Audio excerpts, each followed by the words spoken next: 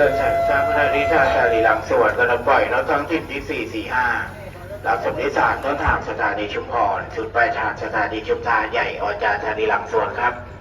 ขบวนรถนี้จากชาลีหลังสวนไปแล้วหยุดรับสมนิสานที่สถานีคลองขนานไปหยุดรถหัวมากสถานีละแม่เป็นสถานีต่อไปครับ